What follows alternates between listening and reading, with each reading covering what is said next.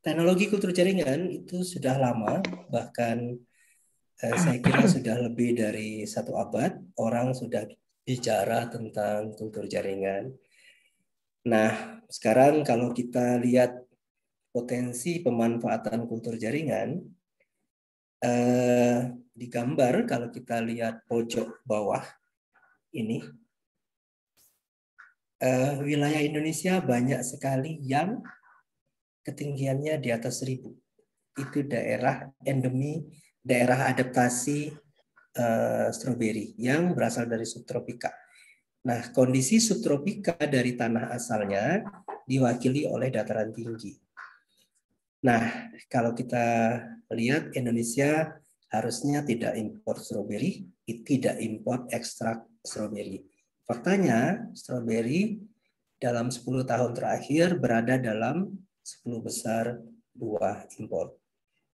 Nah, kalau kita lihat Sumatera Barat, kita lihat pada posisi tengah ini, Sumatera sepanjang Bukit Barisan potensi, sepanjang Sumatera Barat, kalau kita lihat di ketinggian 1000 warna kuning sampai oranye, itu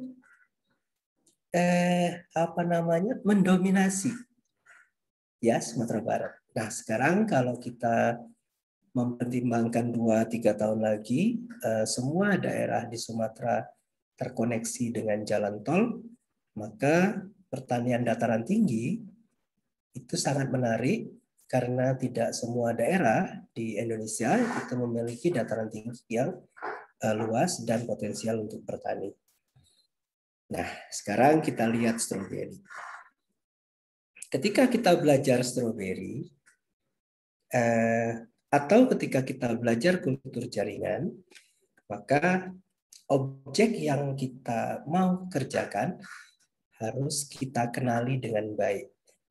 Saya ulangi, kalau kita mau melakukan kegiatan kultur jaringan, maka hal terpenting yang kita harus kenali pertama kali adalah tanaman itu sendiri.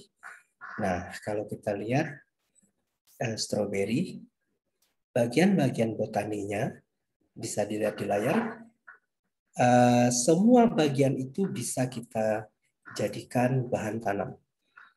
Ada akar, ada daun, ada runnernya stolon, ada buah dan bunganya. Nah, bagian-bagian ini potensi untuk bahan tanam kultur jaringan. Kalau kita menuju ke program pemulihan tanaman, ada titik terpenting di sini yang patut kita cermati. Di sebelah kanan slide itu ada fruit cluster. Fruit cluster ini penting untuk kita cermati karena fruit cluster menentukan jumlah buah produktivitas yang akan kita peroleh dari budidaya stroberi.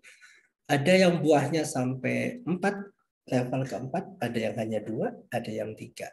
Tetapi produktivitas tertinggi ada dari primary fruit sampai secondary fruit. Itu produktivitas tertinggi. Nah, sekarang kalau kita mengenal stroberi lebih jauh, ini buah stroberi. Itu bunga stroberi. Ada yang orange, ada yang merah juga bunganya. Nah, bagian petal, bagian reseptakel itu bagian buahnya sendiri bisa kita jadikan bahan kultur jaringan. Nah, kalau kita tahu buah stroberi itu adalah buah semu, buah sebenarnya adalah biji-biji itu. Nah, yang kita konsumsi adalah bagian fleshy-nya, itu reseptakel yang membesar. Oke, stroberi kenapa penting kita pertimbangkan menjadi tanaman yang dibudidayakan dengan sistem perbenihan yang bagus karena kandungan nutrisionalnya sangat baik. Kita lihat vitamin C-nya 65% dari komponen yang kita makan. Artinya apa? Untuk immune system itu sangat baik. Belum lagi flavonoid dan lain-lainnya itu sangat baik untuk kesehatan. Maka buah ini terkategori sebagai salah satu nutraceutical yang sangat baik untuk meningkatkan sistem imunitas. Oke, sekarang ketika kita tahu produksi, kita tahu potensi nilai jual stroberi dibandingkan buah horti yang lain, maka sesungguhnya kita mempertimbangkan budidaya. Budidaya sustain, bertahan lama, maka harus dimulai dari benih yang bagus. Jadi kalau kita berbudidaya harus kita pertimbangkan kuantitas buah, kualitas buah. Dan kontinuitas produksi bergantung kepada benih yang kita gunakan. Sebaik apapun kualitas genetik tanaman, kalau benihnya tidak bagus, maka FAO mensinyalir produktivitas, kontinuitas tidak akan tercapai seperti yang kita inginkan. Maka komersialisasi sangat penting dimulai dari benih yang bagus. Sekarang, stroberi termasuk tanaman yang kita dapatkan turunannya itu secara vegetatif. Kalau kita gunakan bagian generatifnya dari biji, resiko variasi dari F1-nya itu sangat tinggi. Maka sifat yang stabil bisa kita peroleh, sifat turunan yang stabil bisa kita peroleh dari sistem perpajakan vegetatif. Alam sangat banyak mengajarkan kita bagaimana membiakkan tanaman secara vegetatif. Kita lihat apa yang sudah diajarkan oleh alam. Salah satu yang terkenal tanaman ini, bagian-bagiannya itu mungkin digunakan sebagai propagul, bahan dasar untuk perbanyakan. Nah, ketika kita sampai ke zaman yang sudah modern, mestinya kita memanfaatkan teknologi-teknologi yang lebih advance, lebih maju untuk memanfaatkan untuk melakukan proses pembiakan tanaman. Nah, kultur jaringan adalah salah satu teknologi perbanyakan vegetatif yang memungkinkan kita berpikir massal, masif, meningkatkan kualitas tanaman. Kalau tanaman secara fenotipe kualitasnya sudah menurun, kita bisa tingkatkan, mengembalikannya ke generasi awal, generasi zero-nya melalui metode kultur jaringan. Nah, sekarang kita coba lihat kalau kita menggunakan teknologi kultur jaringan untuk melakukan proses pembiakan stroberi khususnya, ada beberapa hal yang merugikan kita. Satu, kalau kita sekarang beli stroberi di pasaran, kita tidak pernah tahu generasi keberapa stolon itu. Seperti kentang pun, kalau kita ambil umbinya, kita tidak tahu generasi keberapa. Nah, kita tidak pernah tahu di dalam stolon ini, anakan ini, ada kontaminan nggak? Penyakit apa yang ada di situ? Sekarang banyak sekali tersebar penyakit-penyakit sistemik yang ada di dalam tanaman yang terikut di dalam benih stroberi. Sehingga kalau kita menggunakan benih asalan, sama aja kita menyebarkan penyakit. Ketika kita tidak mengetahui generasi stolon, maka produksi akan terus menurun. Nah, celakanya ketika produksi turun, biaya operasional pasti naik. Ketika tanaman lemah karena faktor genetiknya menurun, maka kita harus membayar kos adaptasi, kos produksi, sehingga operasional produksi meningkat. Ketika produksi buah menurun, operasional produksi meningkat, maka margin produksi kita imbalance atau berkurang, sehingga keuntungan juga berkurang. Maka kalau kita gunakan generasi yang benar, sesungguhnya kita mempertahankan produktivitas tetap tinggi dan keuntungan tetap tinggi. Nah, di stroberi dari hasil penelitian dan pengamatan kami dari apa yang sudah kami alami dan jurnal-jurnal menceritakan produksi buah stroberi tertinggi itu ada di generasi stolon ketiga sampai kelima. 5 ke 6 sudah menurun. Jadi kita tinggal pilih mau benih tradisional atau benih kultur jaringan. Sekarang kita lihat bagaimana perkembangan kultur jaringan, bagaimana potensi kultur jaringan untuk membantu kita dalam menyediakan benih stroberi dalam skala yang kita inginkan. Apa sih kultur jaringan? Adik-adik mahasiswa yang sudah belajar kultur jaringan tentu tahu definisinya. Pada intinya ketika kita melakukan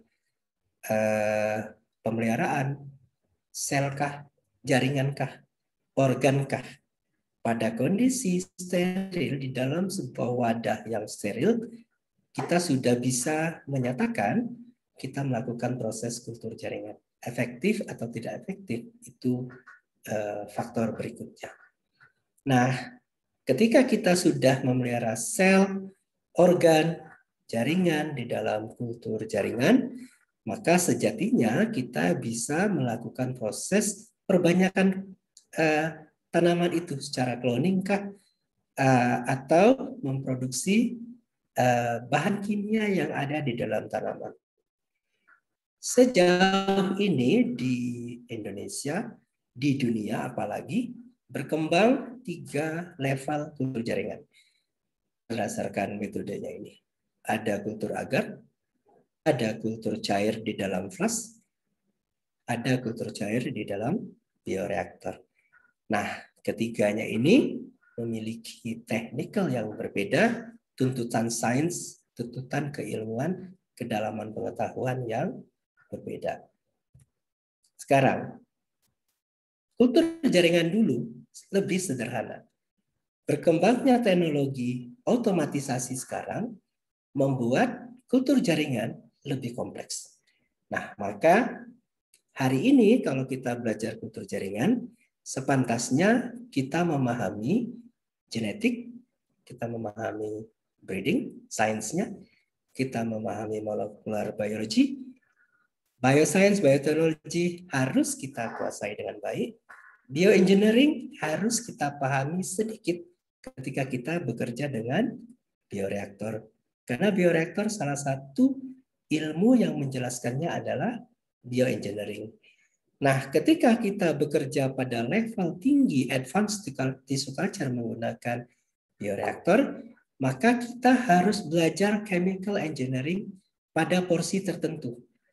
Nah, ketika kita sudah menuju kepada produksi metabolis sekunder, maka kita juga diharapkan memahami chemical natural product. Karena metodologi di kultur jaringan sangat mampu, sangat berpeluang untuk memproduksi bahan kimia di dalam tanaman, metabolis sekunder.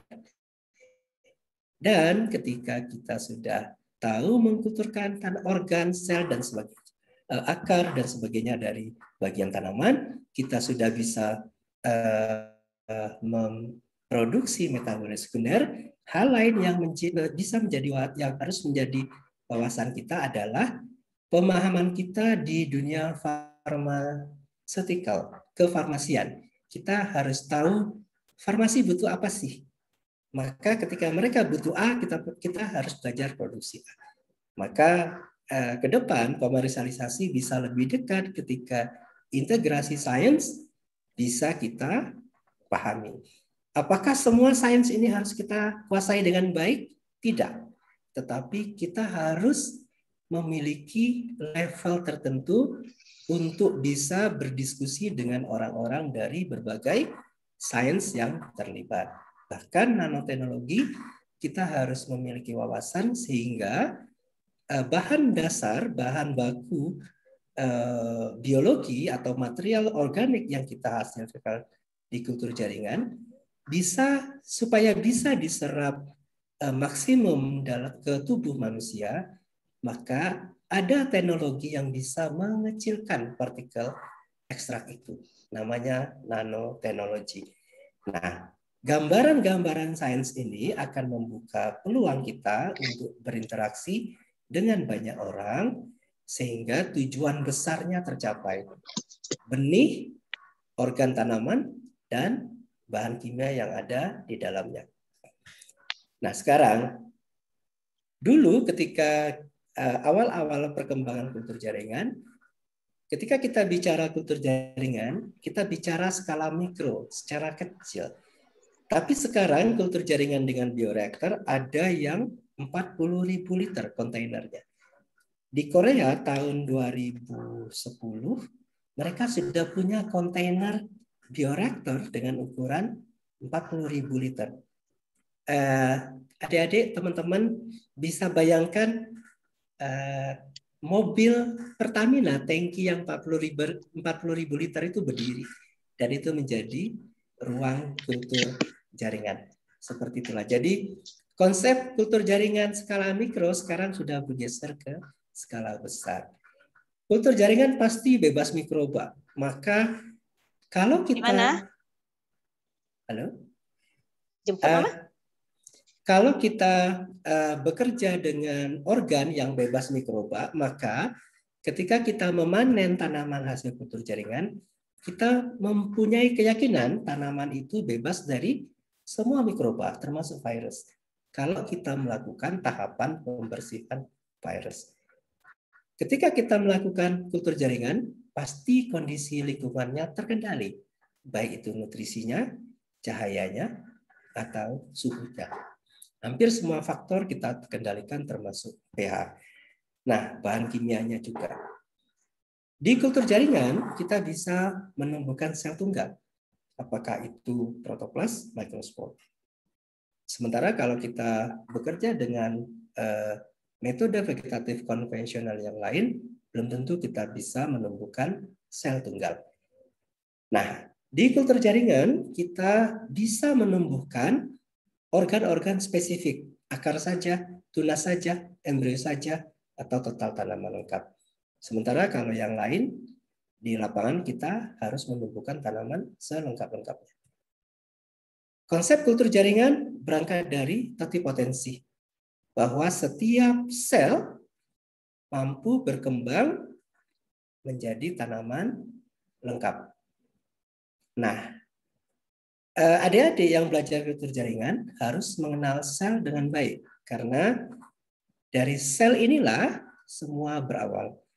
Dan ketika kita gagal memahami sel, maka hal-hal yang terkait dengan kultur jaringan itu akan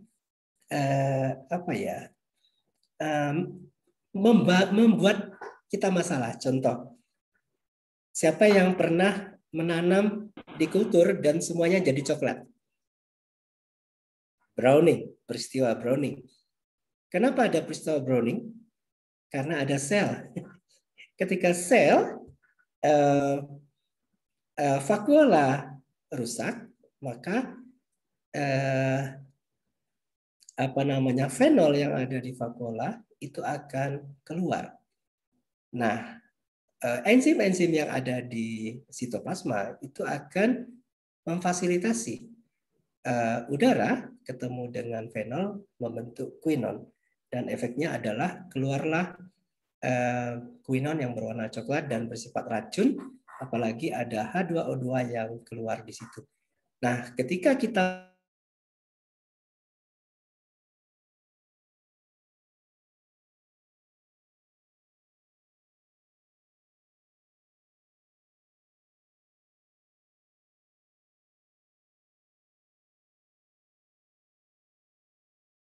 rediferensiasi. Dediferensiasi ketika kita memiliki tanaman dengan organ yang lengkap, utuh, kita ambil sutipnya. Itu artinya kita merusak struktur itu. Kita ambil, kita lakukan dediferensiasi. Kita tanam di media yang tepat, dia akan tumbuh kembali akarnya, tumbuh kembali tunasnya, menjadi tanaman yang lengkap. Kalau kita tanam di media yang untuk menumbuhkan kalus, dia akan tumbuh sel, kemudian kita regenerasikan menjadi tanaman yang utuh, rediferensiasi. Jika dilakukan pada kondisi yang tepat. Kalau tidak kondisi yang tepat, ya entah jadinya apa. Nah, kultur jaringan bisa terjadi ketika kita melakukan kaidah cell culture yang tepat, organogenesis, somatic embryogenesis. Kalau kita melakukan organogenesis, maka kita hanya menghasilkan bagian organ-organ tertentu yang sifatnya unipolar. Tunas sajakah? Daun sajakah? Akar sajakah? Tetapi kalau kita melakukan somatic embryogenesis, pada dasarnya kita melakukan proses yang mirip dengan zygotic embryogenesis. Kita memulai dari sel, melewatkan sel itu ke dalam tahapan-tahapan embryogenesis. Ada globular, ada heart, ada torpedo, ada cotyledonary stage. Membentuk struktur bipolar yang terdiri dari bagian akar dan bagian tunas. Nah, kaidah-kaidah, metode-metode, pathway, jalur yang kita pilih di dalam produksi tanaman, itu akan kita selalu temui di dalam kultur jaringan. Nah, sekarang kalau kita bicara sesuatu yang kompleks di stroberi. Nah, kita mau melakukan kultur jaringan stroberi mulai dari risetnya sampai produksinya. Nah, kita harus pahami bahwa tahapan-tahapan kultur jaringan ini merupakan aktivitas integratif yang harmoni. Di situ ada belajar hormon, di situ ada belajar molekular, pemahaman kita botani juga penting, dan lain sebagainya. Kita lihat ya, ketika kita punya pohon induk, kita mulai dari sini, pohon induk. Ketika kita punya pohon induk, lebih dari satu, sesungguhnya kita harus melakukan uji molekular. Mengapa? Karena pohon induk itu mungkin bentuknya sama, mirip sekali, tetapi belum tentu genetiknya. Maka ketika kita mengkoleksi pohon induk, akan sangat bagus kalau kita melakukan uji molekular.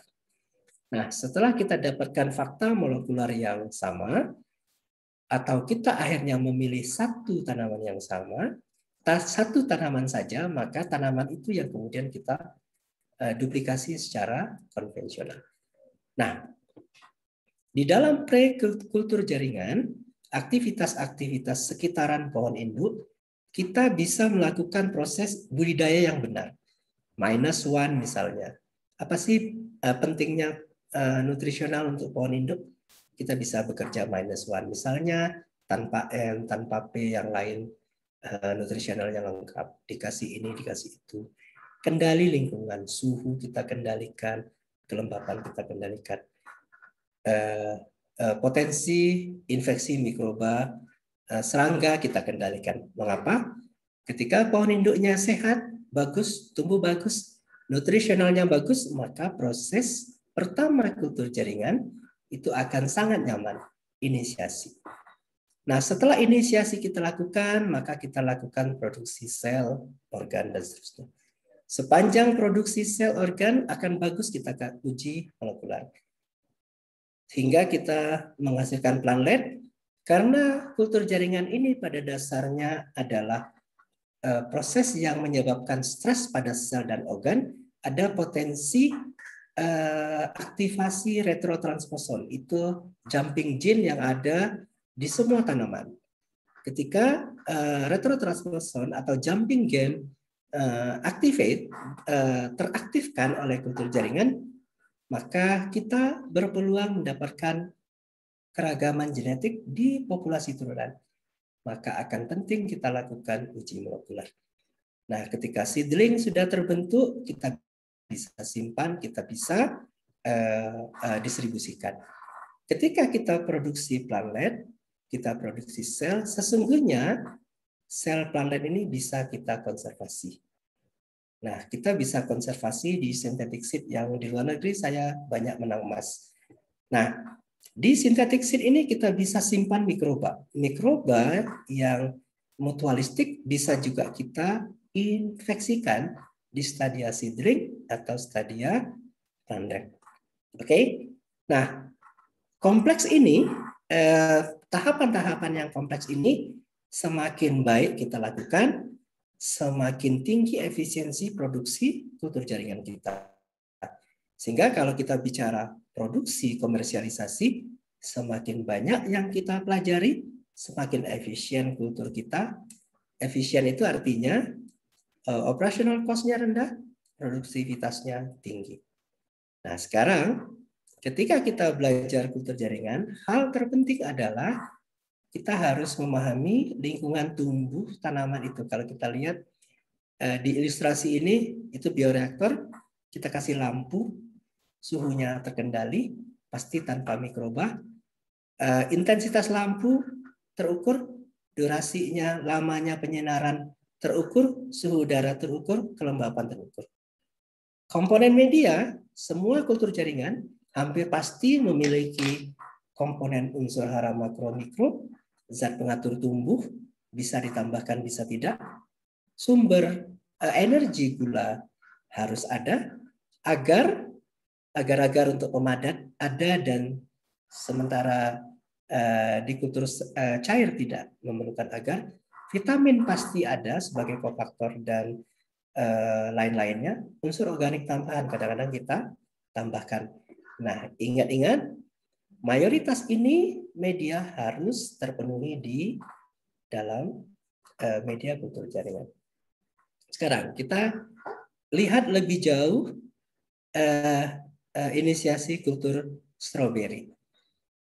Nah, ketika kita sudah memahami organ mana yang paling sehat, ketika kita sudah mengetahui organ mana yang paling embryogenik, maka kita pilih.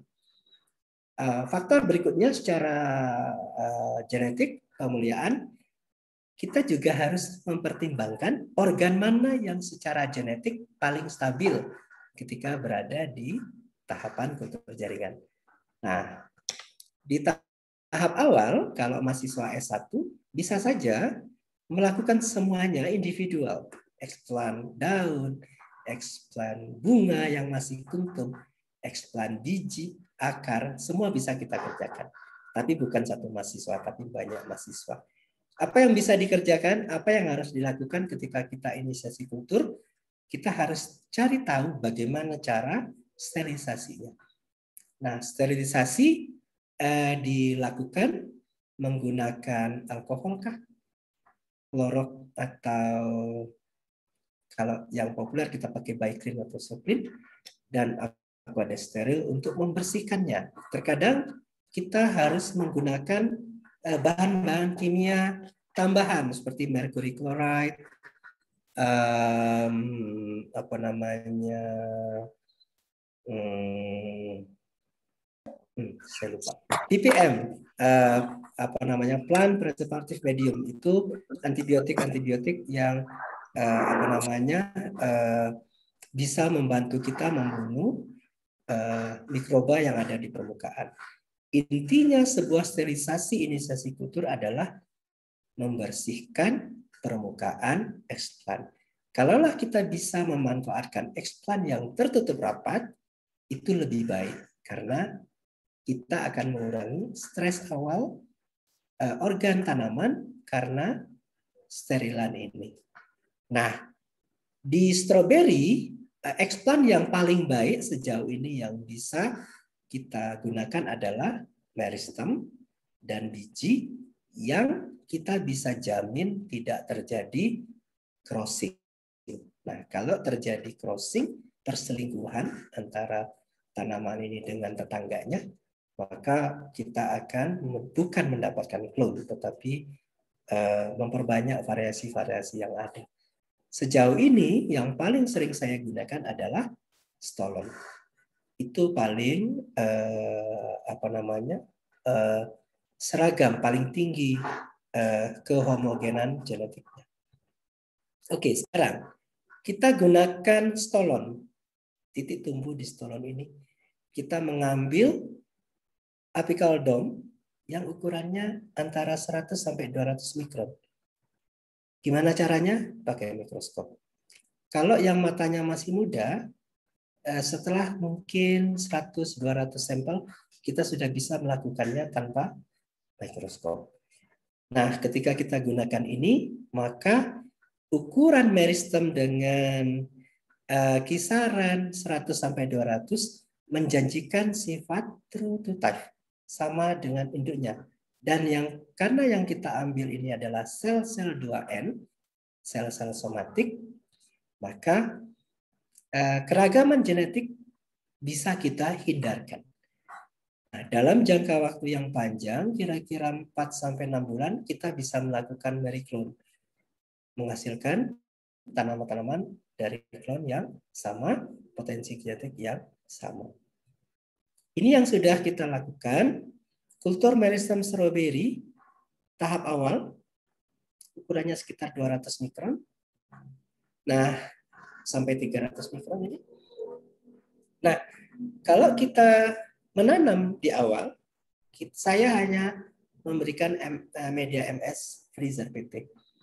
ZPT pada level-level tertentu akan menyebabkan meristem tumbuh tidak baik pada mayoritas tanaman. Maka pada stroberi, hal yang terbaik juga tanpa ZPT. Nah, ketika 1 minggu dia sudah nampak bagus, kita harus segera pindahkan ke media yang ada sitokinin dan auksin.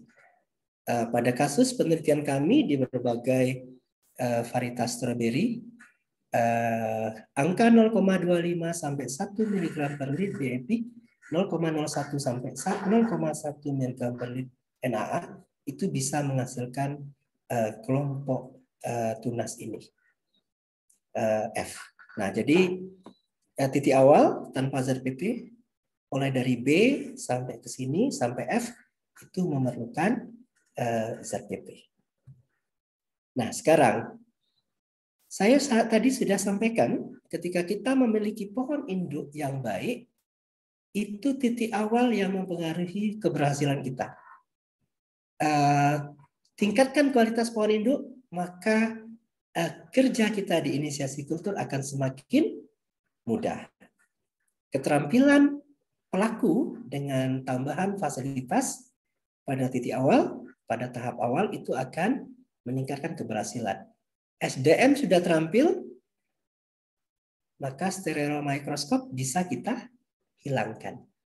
Nah, ketika kita sudah memiliki tanaman, ketika kita sudah memiliki pohon induk, maka tahap berikutnya yang kita hadapi adalah multiplikasi. Nah, seperti yang tadi di awal saya cerita, di stroberi kita bisa bekerja kultur agar, media padat, atau cair. Ketika kita punya satu organ, kita tumbuhkan yang tadi. Ketika kita punya ini, kita tumbuhkan terus, maka berpeluang menjadi seperti ini. Kalau 1 atau 2 tunas dari tahap pertama ini kita perbanyak melalui kultur agar atau kultur cair, maka kita bisa mendapatkan individu-individu baru dalam jumlah yang banyak. Kalau kita lakukan terus penumbuhan organ ini, kita akan mendapatkan tanaman yang siap untuk diaklimatisasi. Sekarang, secara sederhana, untuk melakukan proses multiplikasi organ, kita butuh mengoptimasi faktor-faktor seperti ini. ZPT, rasio auksin sitokinin penting untuk stroberi. Untuk dapatkan rate multiplikasi jumlah anakan yang banyak. Kalau kita tidak menggunakan sitokinin dan auksin, anakannya ada, tapi tidak banyak. Kalau kultur jaringan tidak menghasilkan anak yang banyak, ngapain kita pakai kultur jaringan? tipe sitokinin. Nah, maaf, ini N-nya satu kabur. Ada 3 tipe sitokinin yang biasa dipakai di kultur jaringan. Ada sitokinin base adenin, seperti BAP. Ada tipe urea, seperti tidiazuron. Ada tipe sitokinin aromatik, seperti metatopolin. Kita juga disarankan menggunakan berbagai tipe asam amino. Dan di stroberi, kehadiran metionin, glutamin, ekspresif, bagus. Poliamin, putretin, sama spermidin memiliki efek yang bagus di stroberi. Cahaya, spektrum, intensitas, durasi, sangat penting untuk stroberi. Di belakang nanti kita lihat. Ini thin cell layer.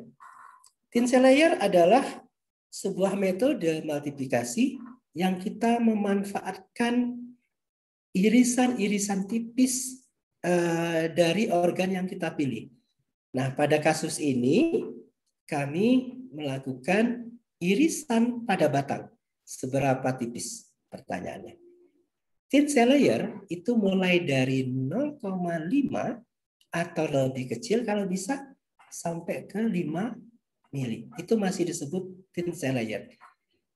Thin cell layer yang efektif kalau kita bisa mengiris batang ukuran 1 mili menjadi 10 sampai 20 potongan irisan. Nah, adik-adik yang perempuan, terbayang nggak kalau sedang ngiris bawang merah?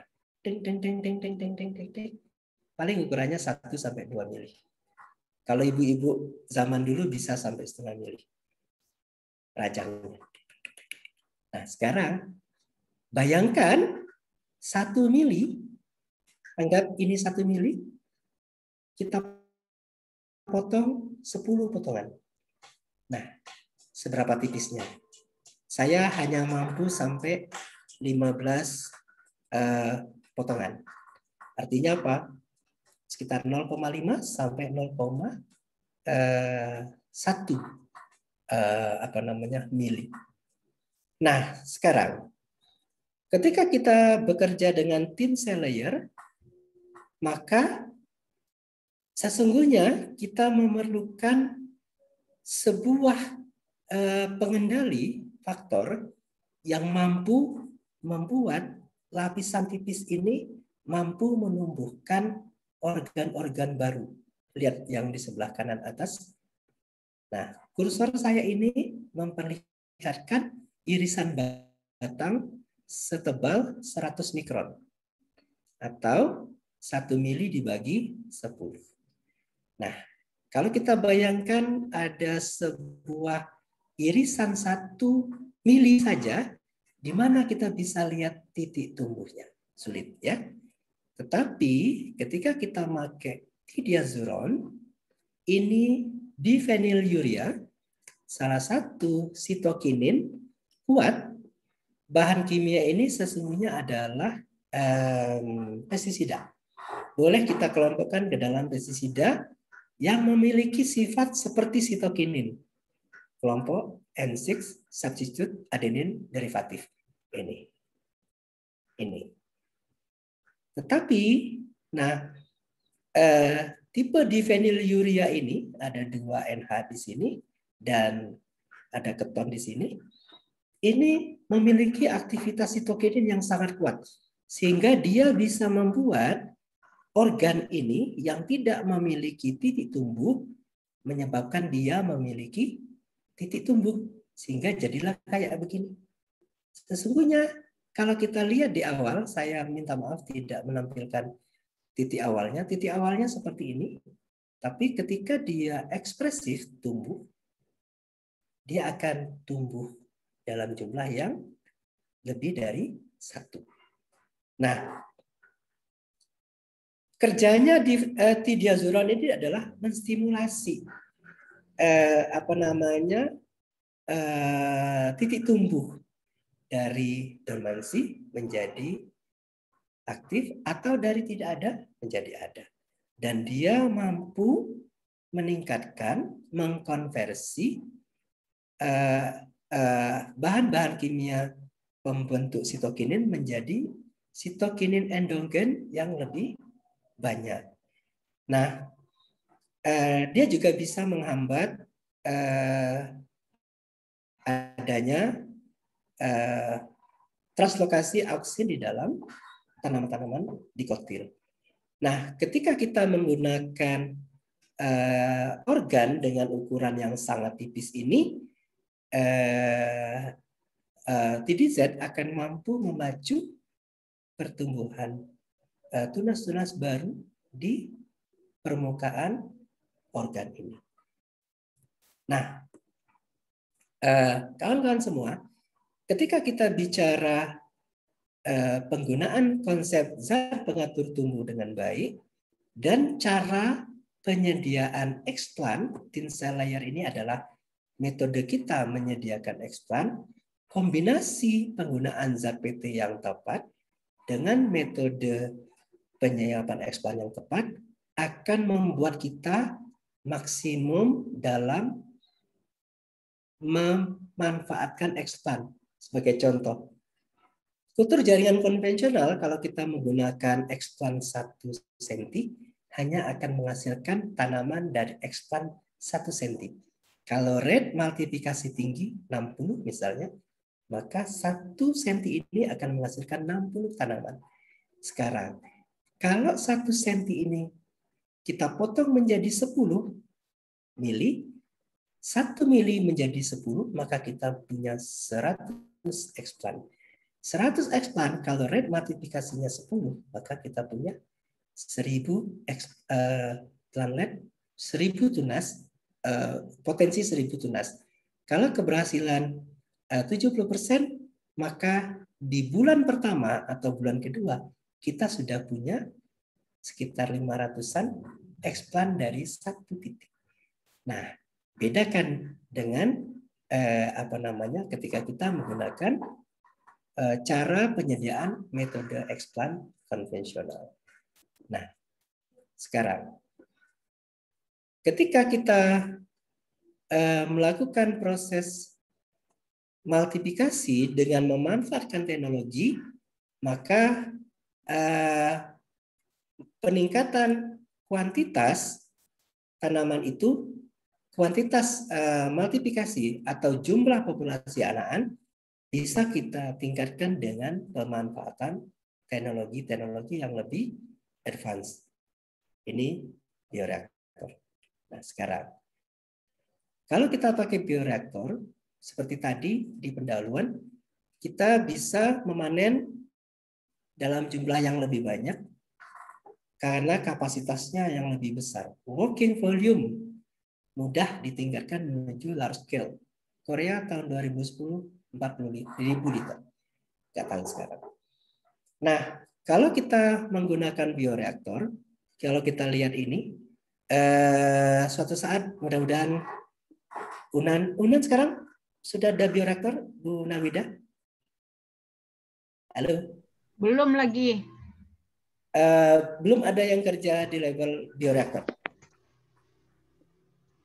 Rasanya belum lagi ya Pak Ben? Belum lagi Bu Kaprodi, Bu Wit, belum. Nah. Oke. Kalau begitu suatu saat mudah-mudahan ada sehingga mahasiswa bisa lihat. Sekarang saya ilustrasikan saja. Ini ada bagian bawah. Bagian bawah ini ada tubing, ada selang. Yang di selang itu ada filter udara yang menyaring udara dengan saringan 0,2 mikrometer. Jadi mikroba tidak bisa masuk. Saringan udara ini membantu mengalirkan udara bebas mikroba masuk ke dalam ini, masuk ke dalam sistem bioreaktor, menyebabkan bioreaktor ini terisi udara. Ketika ada udara yang masuk, maka terjadi dissolve oksigen di dalam larutan pada konsentrasi yang lebih tinggi. Nah, karena 80-90% reaksi biologis di dalam tubuh kita bersifat oksidatif, maka peran oksigen yang larut di dalam media itu sangat tinggi, membuat laju metabolisme lebih tinggi dari tanpa kehadiran oksigen yang tinggi.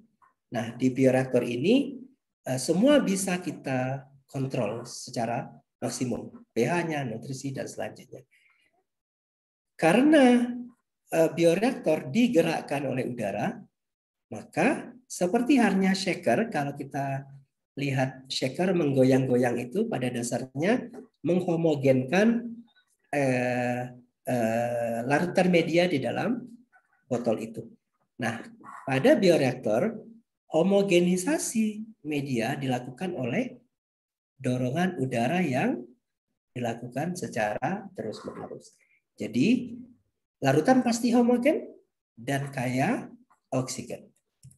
Akibatnya adalah sel organ tumbuh lebih cepat karena metabolisme lebih tinggi.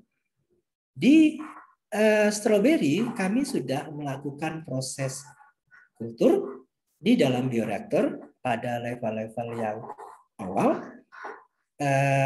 Kita mendapatkan fakta dari kondisi yang tidak kita optimumkan semuanya. Ada periode 2 minggu lebih cepat ketika kita melakukan proses kultur di dalam bioreaktor. Durasi 2 minggu itu cukup signifikan ketika kita melihat ukuran organ ini dengan ukuran organ di bioreaktor dengan di media padat itu hampir sama. Dan rate magnifikasinya jauh lebih tinggi. Yang sebelah kiri lebih banyak, sebelah kanan lebih sedikit. Nah, faktor-faktor sesungguhnya yang harus kita pertimbangkan ketika melakukan kultur bioreaktor adalah kepadatan sel, kepadatan organ yang kita masukkan ke dalam sistem, berapa banyak volume udara yang kita masukkan ke dalam sistem bioreaktor, sementara kalau di botol kan kita tidak pernah mempertimbangkan udara masuk. Elisitasi bisa kita lakukan di bioreaktor, di media padat juga bisa, tetapi efektivitasnya sangat rendah. Nah, di bioreaktor kita bisa melakukan berbagai tipe pertumbuhan explant. Kalau kita lihat di sini, ini total immerse, ini sel total immerse, semua sel tenggelam. Ini akar ginseng atau tongkat ali. Ini kerjaan saya semua di Malaysia waktu S3. Nah, ini nenas. Ini partial immerse. Kita kasih batas net di sini, penahan sehingga tanaman berada di atas, media ada di bawah, terpisah supaya tidak terjadi peristiwa sukulen atau hyperhydricity. Nah, kita lihat tanaman ini karena kita kasih net di bawahnya, dia tidak sukulen, tidak terlalu banyak air di dalamnya, hampir sama dengan ini. Oke, sekarang ketika kita melakukan multiplikasi organ, ada faktor lingkungan yang penting hari ini harus kita pertimbangkan. Masa dulu kalau kita melakukan proses kultur jaringan, kita hanya menggunakan lampu fluoresen, lampu neon, lampu TL, lampu fluoresen. Itu spektrumnya tunggal. Tetapi hari ini ada lampu yang seperti fluoresen, tetapi sejatinya dia lampu spektrum. Karena dia memiliki spektrum 2 warna, merah dan biru. Nah, kalau kita lihat, kalau kita belajar light spectrum di fisika, maka penting adik-adik yang belajar kultur jaringan dan ingin memahami kultur jaringan, belajarlah fisika lebih part pencahayaan. Nah, ada koneksi yang jelas antara light spectrum merah biru untuk fotosintesis atau morfogenesis. Di dalam kultur jaringan konvensional yang masih menggunakan gula, kultur jaringan menafikan, meniadakan fotosintesis. Maka ketika kita berikan lampu, pada dasarnya yang kita harapkan adalah munculnya klorofil kalau kita nanti melakukan proses aklimatisasi. Satu. Kedua adalah yang terpenting morfogenesis. Apa maksudnya? Cahaya pada spektrum biru, kalau kita lihat di pojok kiri, cahaya biru itu meningkatkan pertumbuhan early stage. Titik awal pertumbuhan vegetatif itu sangat dipengaruhi oleh lampu yang berwarna biru. Sementara pada stadia tumbuh lebih lanjut di in vitro, pembesaran dan seterusnya lebih memerlukan warna merah. Maka nanti kita lihat di hasil penelitian, kombinasi warna biru dengan mayoritas merah, 1 biru, 2 merah, atau 3 merah, itu lebih baik untuk pertumbuhan jangka panjang. Tapi kalau kita melakukan pertumbuhan jangka pendek, biru lebih baik. Nah, sekarang warna ini juga mempengaruhi komponen kimia di dalam sel. Maka kalau kita membawa lampu spektrum ke ranah nursery, menumbuhkan maksud saya tanaman-tanaman berdaun, maka kita akan mendapatkan tanaman berdaun yang ditumbuhkan di bawah lampu spektrum dengan kombinasi merah biru yang tepat akan lebih crispy. Itu menandakan kandungan metabolit sekundernya lebih tinggi daripada tanpa lampu spektrum. Ini kajian yang menarik yang bisa Bapak Ibu dosen lakukan untuk mencapai Q3 dan Q2 jurnal. Nah, catat baik-baik. Nah, ketika kita bermain dengan lampu-lampu ini, sesungguhnya kita akan meningkatkan efektivitas produksi organ-organ tertentu dan bahan kimia di dalamnya. Itu sangat bagus untuk meningkatkan kualitas publikasi. Nah, sekarang kita lihat hasil pada stroberi. Pada pertumbuhan selama 12 minggu yang kami amati, kombinasi merah-merah biru tertinggi. Tapi di 2 minggu pertama tidak berbeda ketika kita kasih warna biru saja. Oke, kita lihat. Pada periode kultur yang panjang, 12 minggu, kombinasi merah-merah biru, merah-merah biru, tertinggi dari sisi tinggi tanaman. Pada awal pertumbuhan tinggi tanaman, di 2 minggu pertama, antara merah-merah biru dengan merah saja atau biru saja, non-signifikan, termasuk fluorescent. Ketika sudah mencapai 8 minggu, kita bisa lihat tanaman yang ditumbuhkan pada lampu fluorescent kalah jauh dengan ini. Mayoritas. Bisa melihat kan perbedaan organnya. Nah, baik, saya lanjutkan. Sekarang, ketika kita menggunakan lampu spektrum LED, kalau sekarang kita bisa lihat, maka total cost produksi hemat.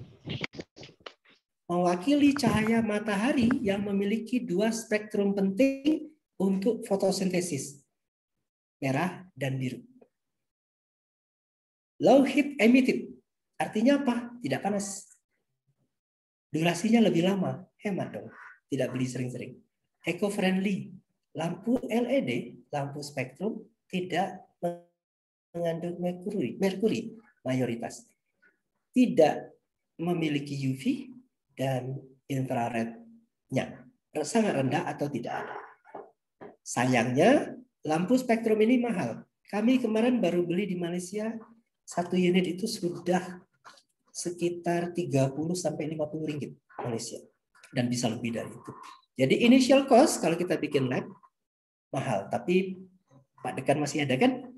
Nah, Pak Dekan bisa meluluskan usulan peneliti untuk meningkatkan kualitas laboratorium dengan lampu ini. Nah, sekarang kalau kita lihat total potensi lampu LED ini atau lampu spektrum ini, kombinasi LED merah biru, Dia sangat mempengaruhi elongasi tanaman, perpanjangan tanaman, produksi axillary shoot, anatomi daun, dan rhizogenesis. Oke. Itu faktor-faktor yang hari ini sangat penting kita optimumkan, sangat penting kita pelajari supaya efisiensi kultur jaringan lebih tinggi. Nah, sekarang kita masuk ke tahap akhir dari kultur jaringan. Setelah kita menumbuhkan tanaman dalam ukuran yang kita kehendaki, yang layak untuk pindah ke lapangan, maka dari laboratorium sejatinya kita harus pindahkan ke lapangan. Nah, harus melalui tahapan aklimatisasi. Oke, ada perkembangan kultur jaringan yang saya yakini itu meniadakan mayoritas proses routing in vitro. Mengapa? Karena beberapa hal yang nanti ke belakang.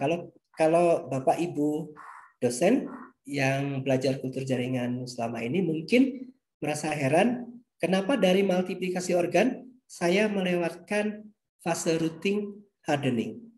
Oke. Nanti di belakang kita akan tahu alasan saya. Nah, sekarang kita lihat proses aklimatisasi. Proses aklimatisasi pada prinsipnya proses mengadaptasikan tanaman dari dalam botol ke luar botol. Nah, hal-hal terpenting yang harus kita semua perhatikan adalah kalau kita menggunakan media agar, jangan sampai ada agar yang terbawa. Karena di dalam agar mungkin masih ada sisa gula. Kalau kita pakai media liquid, kita harus mencuci dengan baik tanpa harus menggosok bagian bawah tanaman. Nah, media tumbuh bergantung kepada tanaman. Kami untuk stroberi hanya menggunakan sekam bakar dalam waktu pendek sekitar 2-3 minggu. Setelah itu pindah ke media yang lain. Dengan tanahkah? Dengan kokopitkah? Dengan rasio tertentukah? Itu tidak menjadi soal. Tetapi pada aklimatisasi pada dasarnya kita harus memperhatikan tambahan oksin, apakah itu IBA atau NAA atau bahan yang lain. Root moss, root up dan sebagainya itu bisa kita pakai. Yang penting ada tambahan oksin untuk meningkatkan jumlah oksin yang ada di dalam tanaman. Ketika rasio oksin lebih tinggi daripada rasio sitokinin yang masih tersisa di dalam sel tanaman, maka akar akan segera terbentuk.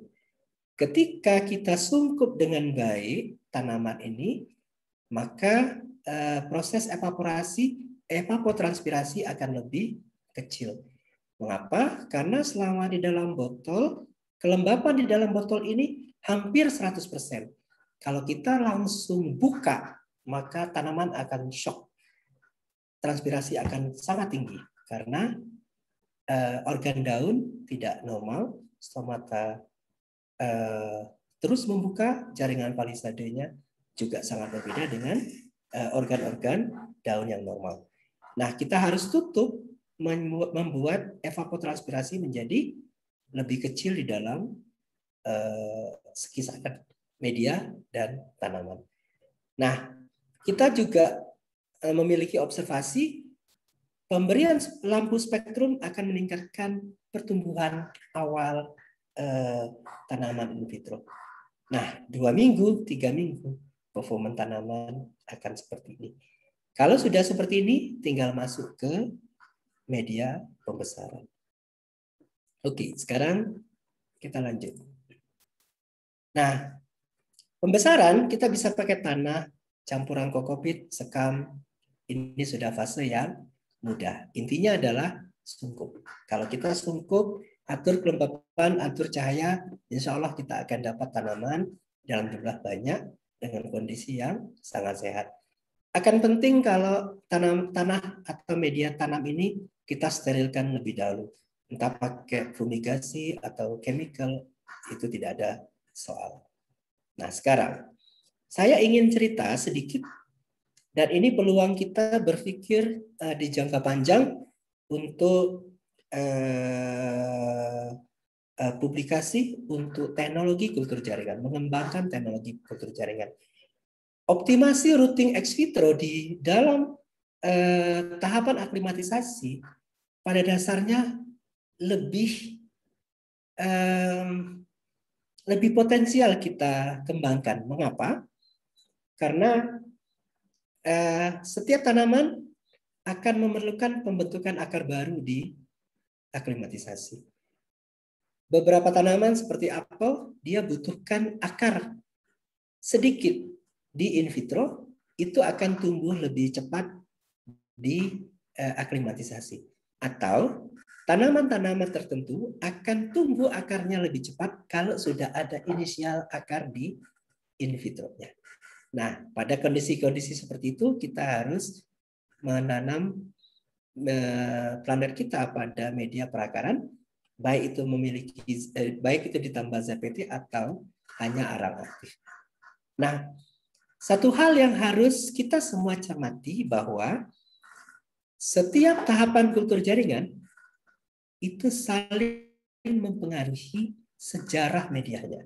Misalnya, ketika kita melakukan proses multiplikasi menggunakan BAP konsentrasi tinggi, hampir pasti di perakaran kita akan kesulitan mendapatkan akar yang cepat. Mengapa? BAP memiliki persistensi yang tinggi di dalam sel, dia statis, sehingga perombakannya di dalam sel itu menjadi sangat lambat atau lambat. Nah, maka ketika kita memahami sejarah kultur itu mempengaruhi ekspresi kultur berikutnya, kita harus hati-hati memilih zat pengatur tumbuh. Nah,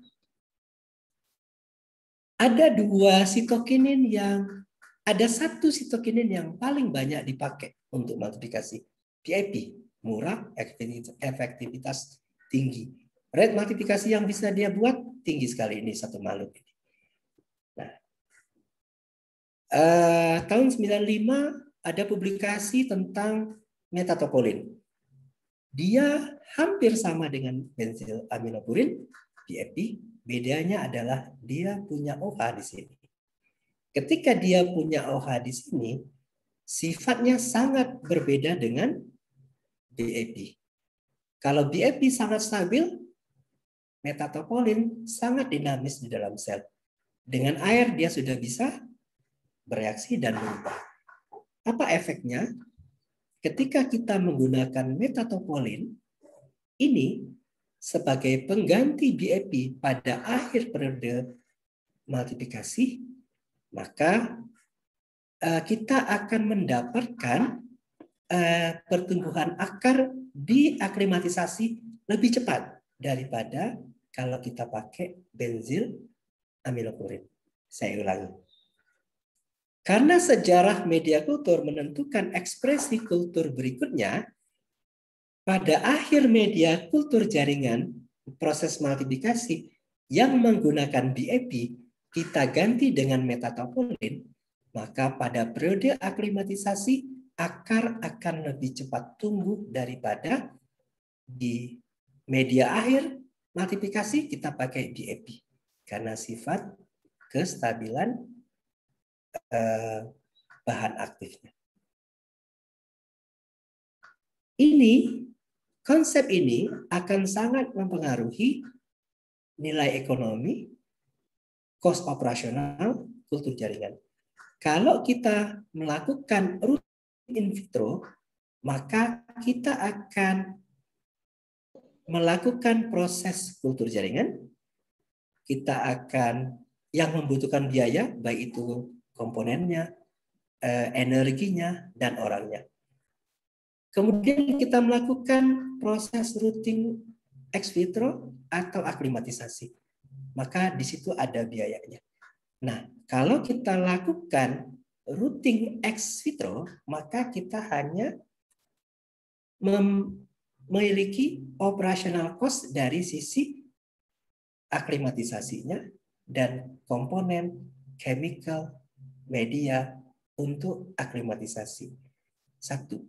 Kedua, durasi kultur.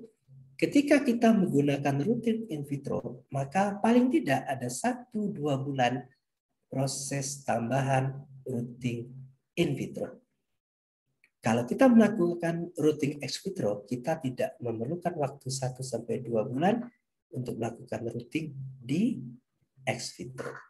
Jadi dari total durasi itu sudah berbeda. Nah, kalau kita concern dengan komersialisasi kultur jaringan, adik-adik mahasiswa bisa berpikir, oke, kalau kultur jaringan kayak begini, protokolnya bisa kita pahami selama kuliah, maka selesai kuliah kita bisa jadi entrepreneur dengan sains yang bagus di kultur jaringan. Lebih mudah. Oke. Sekarang, pada kasus strawberry, produksi stolon itu menyertai tanaman yang kita hasilkan dari kultur jaringan. Kita tahu ketika kita sudah mendapatkan tanaman hasil kultur jaringan, maka tanaman stroberi itu harus kita kembangkan lagi menjadi individu baru pada generasi produksi. Nah, ketika kita punya tanaman hasil kultur jaringan pada paralon-paralon ini, maka sejatinya dia akan mengeluarkan stolon. Yang stolon-stolon ini produktivitasnya semakin tinggi sejalan dengan bertambahnya generasi. Jadi ada proses ikutan setelah kultur jaringan pada kasus stroberi, yaitu produksi stolon sampai kepada generasi ketiga untuk mendapatkan benih yang berkualitas. Artinya produksi paling tinggi kita mulai dari 3, 4, dan 5. Nah, untuk memproduksi stolon dengan akar yang bagus, kita bisa menggunakan ZPT. IBA hasilnya bagus dibandingkan dengan NAA. Nah, ini. Kalau kita menggunakan IBA atau NAA, maka panjang akar 1-2 cm akan kita peroleh 1-3 hari setelah kita pertemukan stolon yang tidak berakar ini dengan media tumbuh. Nah, siap transplanting 5-10 hari aplikasi. Ketika tidak menggunakan zat PT ini, kita masih menunggu antara 15-20 hari. Cost efisiensi ketika kita menggunakan zat PT dari pada tahapan produksi stolon setelah kultur jaringan berakhir kita lakukan. Nah, sekarang ini mohon maaf Pak Dita, waktunya 5 menit lagi. Ya, ini slide terakhir yang mau saya perlihatkan. Ini semacam resume ketika kita melakukan proses kultur jaringan, skala riset dan produksi, ada banyak faktor yang mesti kita perhatikan. Kalau kita lihat mulai dari tahapan meristem, media dasar, ZPT, media sampai ke planlet, ada beberapa faktor resume faktor yang harus kita kendalikan. Ketika planlet sudah terbentuk menuju aklimatisasi, ada beberapa faktor yang penting kita terapkan. Ketika kita mau mentransfer dari tempat aklimatisasi ke nursery, ada beberapa faktor mikroba, endofytik, salicin, sitosan yang bisa kita berikan hingga sampai ke lapangan berproduksi. Tanaman di lapangan yang berpotensi bagus, yang menunjukkan potensi genetik yang bagus, fenotip yang bagus, bisa kita kembalikan sebagai pohon induk dengan berbagai pengujian menjadi sumber stolon. Nah, kenapa dia nggak mau jalan?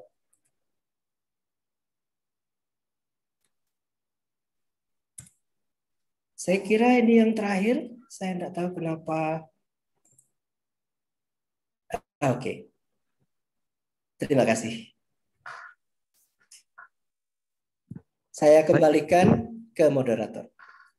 Baik, terima kasih banyak penjelasan dari Bapak Dita ya, sangat komprehensif sekali mulai dari awal pemilihan pohon induk terpilih sampai inisiasi planet dan sampai aklimatisasi.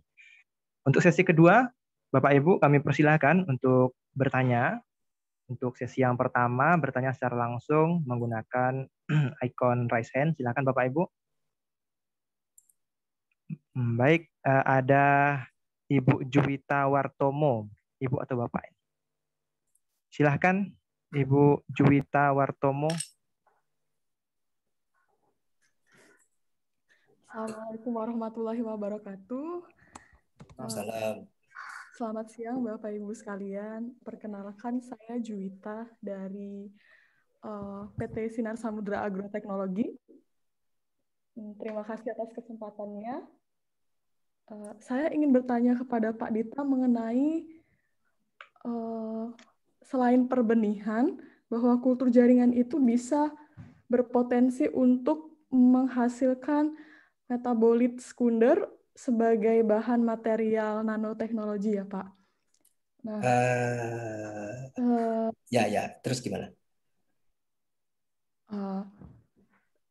Yang ingin saya tanyakan adalah, apakah ketika kita mengekstraksi suatu metabolit sekunder tertentu melalui tanaman yang kita perbanyak melalui kultur jaringan, hasilnya akan lebih signifikan metabolitnya itu loh Pak. Soalnya saya pernah melakukan sebuah penelitian mengekstraksi metabolit sekunder tertentu dari contohnya 7 kg material hanya menjadi 0,0095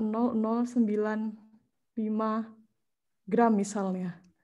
Apakah kalau dari kultur jaringan ada treatment tertentu gitu? Selain light spectrum tadi ya Pak. Baik, terima kasih. Sama-sama. Mungkin langsung dijawab atau ditunggu pertanyaan yang lain, Pak Dita? Satu-satu ya. Oke, sebelum saya lupa. Jadi begini, salah satu keuntungan kita memproduksi tanaman dari kultur jaringan ya, kalau pada skala in vitro kita akan menghasilkan tanaman yang seragam. Keseragaman sel organ itu akan membuat potensi genetiknya seragam. Oke? Nah, keseragaman itu akan membuat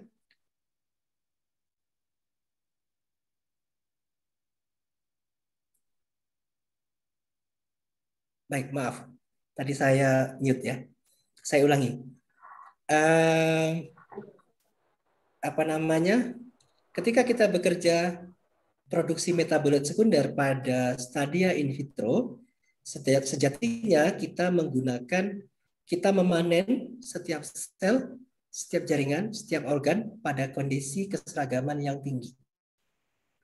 Nah, tanaman yang kita mulai dari stadia 0 atau genetik potensi 0 itu akan memiliki level keseragaman potensi genetik yang terbaik. Maka ketika kita memproduksi metabolit sekunder, potensi hasil yang lebih tinggi memungkinkan kita dapat. Satu. Ketika kita menggunakan light spectrum yang benar, kita akan dapatkan yield yang lebih tinggi. Spektrum lampu. Ketika kita melakukan proses elisitasi itu proses yang membuat lompatan kandungan kimia atau metabolit sekunder di dalam setiap sel. Saya ulangi, proses elisitasi, proses yang memungkinkan terjadi lompatan kuantiti bahan kimia yang ada di dalam sel pada level yang lebih banyak dan lebih cepat. Apa yang membuat bahan kimia elisitor namanya? dan prekursor yang menyertainya. Apa saja elisitor yang mungkin kita pakai? Ada methyl jasmonate, salicylic acid, DMSO, dan sebagainya. Ketika elisitasi kimia ini kita pakai, maka terjadi lompatan kandungan kimia di dalam sel, setiap sel potensinya. Atau kita menggunakan elisitor biologi, misalnya endofitik, mikroba endofitik, atau mikroba lainnya. Nah, sekarang ketika kita memberikan treatment di dalam in vitro dengan elisitasi, entah itu fisik, kimia, biologi, maka kandungan kimia di dalam tanaman lebih tinggi. Ketika kandungan kimia di dalam tanaman lebih tinggi, maka rasio berat basah dengan berat kering akan semakin rendah. Mengapa? Bahan kimia yang dihasilkan akan disimpan di dalam vakuola. Ketika vakuola semakin membesar, berisi chemical semakin banyak, dia akan mendorong sitoplasma ke arah luar atau ke arah sisi membran. Ketika dia terdorong, air akan keluar sebagai bagian terbanyak dari sitoplasma. Sehingga ketika kita melakukan elisitasi dengan baik, ekspresinya adalah quantity lebih tinggi. Kan begitu ya, Bu Juwita? Nah, ketika quantity lebih tinggi, pada dasarnya adalah berat kering hampir sama dengan berat basah. Ketika ekstrak kita peroleh, biomasa kita peroleh, partikel biomasa itu bisa kita perkecil dengan menggunakan elemen-elemen atau fasilitas-fasilitas nanoteknologi yang membuat partikel itu berukuran nano. Apakah penjelasan saya bisa menjawab?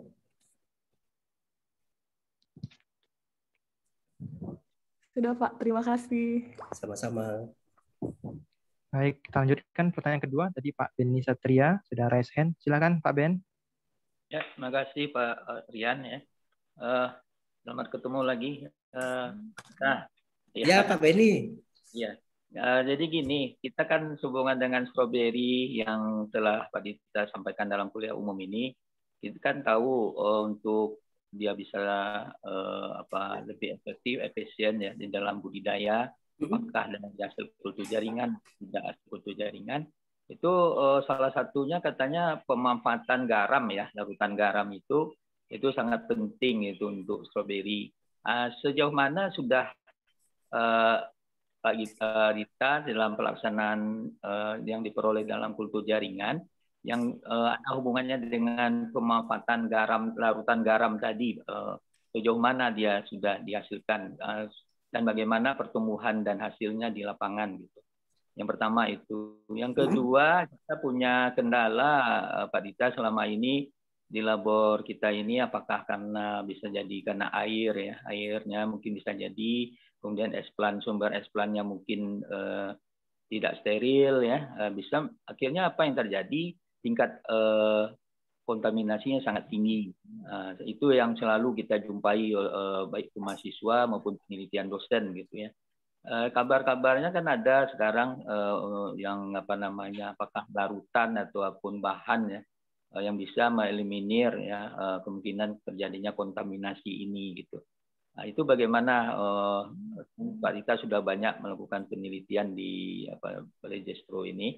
Kemudian saya dan tim ya ingin kalau bisa apakah boleh kita kerjasama nanti di dalam karena peralatan di Fakultas Pertanian apalagi di jurusan budidaya pertanian masih kurang gitu ya. Jadi apakah bisa kita nanti untuk menghasilkan hasil penelitian mengarah ke metabolit sekunder. Kebetulan saya sekarang kan sedang menggelut di bidang gaharu gitu. Jadi kita menghasilkan metabolit sekunder. Kemudian karena labornya tidak bisa, tapi karena fasilitas yang belum lengkap tentu hasilnya tidak efektif, tidak efisien gitu. Jadi bisa kira-kira kita kerjasama gitu. Mungkin itu. Terima kasih Pak Rian. Terima kasih Pak Dita.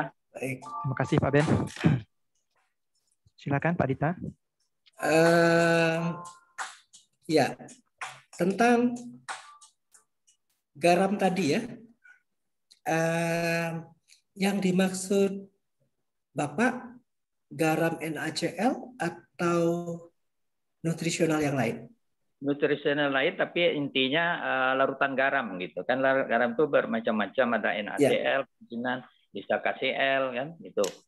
Nah, ini bagaimana, ada nggak hasil penelitian yang berhubungan dengan itu, sehingga nanti di lapangan misalnya tentang masalah mudah busuk, kemudian dia lebih tahan, kemudian juga dia tidak mudah mengukurkan bunga gitu, itu bisa diatasi. Itu bagaimana itu kira-kira, ada nggak yang telah dilakukan oleh Pak Dita dengan tim gitu?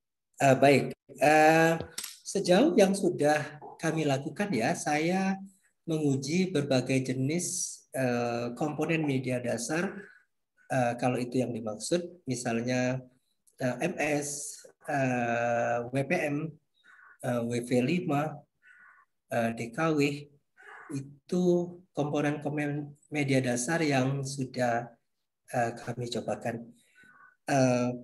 Secara langsung di lapangan tidak ada signifikansi yang jelas yang sangat berbeda ketika komposisi itu kita terapkan di in vitro. Tetapi ketika kita memberikan mikroba, itu keunggulan agronomisnya berbeda. Nah, sebagai contoh ilustrasi begini. Tanaman kultur jaringan pasti harusnya bebas dari mikroba. Itu syaratnya. Nah, tetapi di fase aklimatisasi kita bisa tambahkan mikroba endofitik, itu yang sudah kami lakukan. Saya pernah menambahkan mikroba endofitik di kultur, tetapi ketika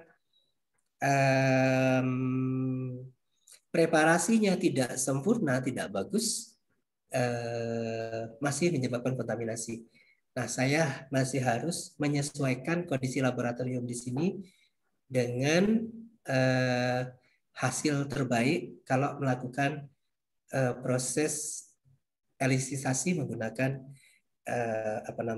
mikroba. Nah, kalau kita melakukan elisisasi dengan kitosan, dengan salicylic acid, maka pertumbuhannya di lapangan, daya tahannya terhadap serangan hama penyakit memang terlihat lebih rendah. Kalau kita berikan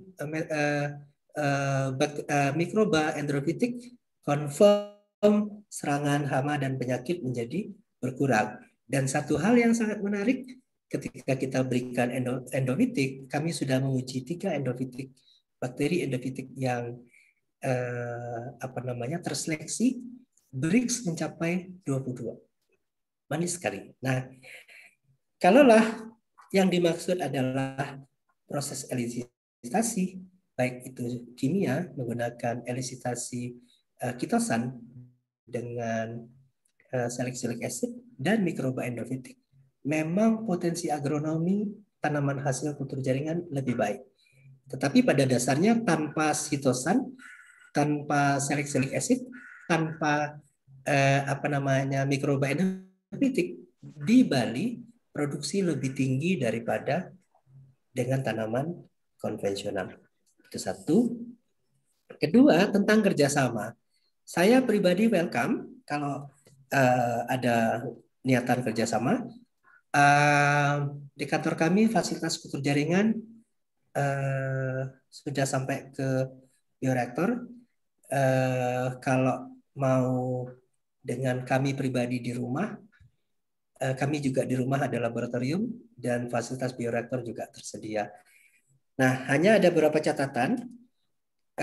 Satu, biasanya kantor ini memerlukan MOU, ada kerjasama MOU kalau dengan kantor, dan mudah-mudahan tahun depan ketika Bali Jestro memang resmi di dalam BRIN, boleh melakukan riset gaharu, karena komoditas mandat kami jeruk dan buah subtropika, jeruk, apel, anggur, stroberi, lengkeng. dan buah-buah subtropika. Nah, gaharu kan tanaman perkebunan ya, Pak Beni ya. Tanaman hutan. Nah, ya, hutanan. Ya. Ya, tanaman hutan perkebunan ya. Nah, pada kasus ini sepertinya pada level pimpinan bisa berbicara terkait MOU, penggunaan fasilitas secara bersama, penggunaan mahasiswa secara bersama. Kalau di rumah kami hanya butuh bicara saja. Saya kira itu Pak Winnie. Ada berapa unit di rumah yang bisa kita pakai? Oke. Jadi kita mungkin memang mau MOU nanti apa dengan UNAN, kemudian MOA-nya dengan fakultas. Karena kan mahasiswa kita banyak sudah magang di Balai Justru gitu kan. Ya, betul. Kita lanjutkan nanti. Ya, makasih Pak Dita. Ya, siap. Saya tunggu. Satu pertanyaan lagi Pak Dita dari Pak Putra. Silakan Pak Putra. Assalamualaikum warahmatullahi wabarakatuh. Selamat Waalaikumsalam warahmatullahi wabarakatuh. Selamat sore. Sudah lama nggak ketemu. Ya. Berapa tahun? Apa kabar saudara? Bidangnya berbeda.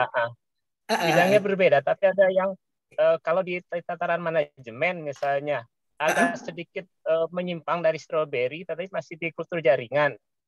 Kalau kita mengembangkan misalnya kelapa kopior misalnya, kemudian duren tanpa biji. Nah, itu kan prosesnya kan lama. Nah, untuk menandakan apakah hasil kultur jaringan itu punya potensi kopior atau duren tanpa biji, untuk deteksian DNA penanda itu yang baik itu pada saat kalus atau sudah sampai ke planletnya atau sudah aklimatisasi. Mungkin itu kali. Baik. Selamat ketemu lagi. Selamat ketemu lagi. Baik. Putra Utama teman saya dari S1 sampai S2. Teman berantem. Teman pramuka. Jumpa di Zoom ya Pak? Jumpanya di Zoom. Oke, jadi begini. Kopior, duren itu tanaman yang apa ya?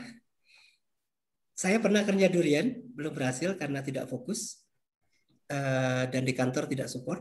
Memang waktunya nggak banyak. Tapi secara umum ketika kita ingin memastikan tanaman itu sesuai dengan induknya, klon atau tidak, maka kita bisa lihat dari proses yang kita ikuti. Kalau kita melakukan proses organogenesis durian misalnya, kita tentu sudah melakukan proses studi genetik. Dengan sekian molekular marker, sekian tercover genomnya, kita sudah tahu level genetiknya. Nah, maka kemudian kita lakukan proses kultur jaringan.